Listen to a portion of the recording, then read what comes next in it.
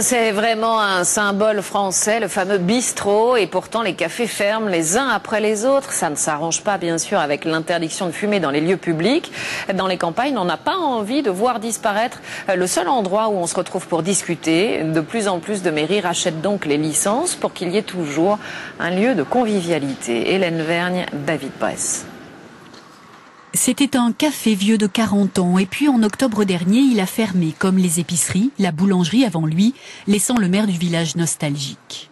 Il y avait la télé et quand il y avait un match, ici, toute cette pièce, elle était pleine pour regarder le match de toute façon. Et là, vous aviez ici des tables où les gens qui voulaient venir manger un petit peu...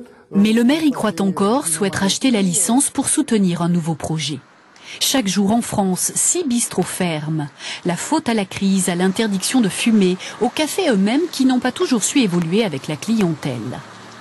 D'autres ont une seconde naissance. Ici, c'est un gars du Nord qui a repris l'affaire en 2006. Café, brasserie, relais de poste, épicerie. Je prends le pain chaque matin. Et les autres choses aussi. Un bistrot de pays dans un village de 150 habitants. Le pari était loin d'être gagné.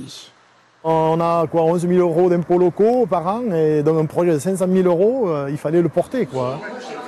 Aujourd'hui, le patron s'en sort à peu près. Ferrari, bonjour. Grâce aux touristes l'été et aux salariés agricoles devenus des fidèles.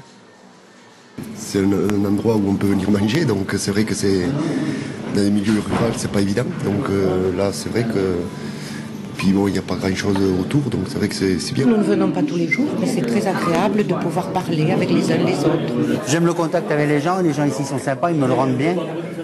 C'est pour ça, ils reviennent tous les jours, ils râlent tous les jours, mais ils reviennent quand même. Donc, j'y retourne. Pas le temps de chômer, car l'équilibre budgétaire est encore fragile, mais le bistrot devrait servir d'exemple à d'autres villages.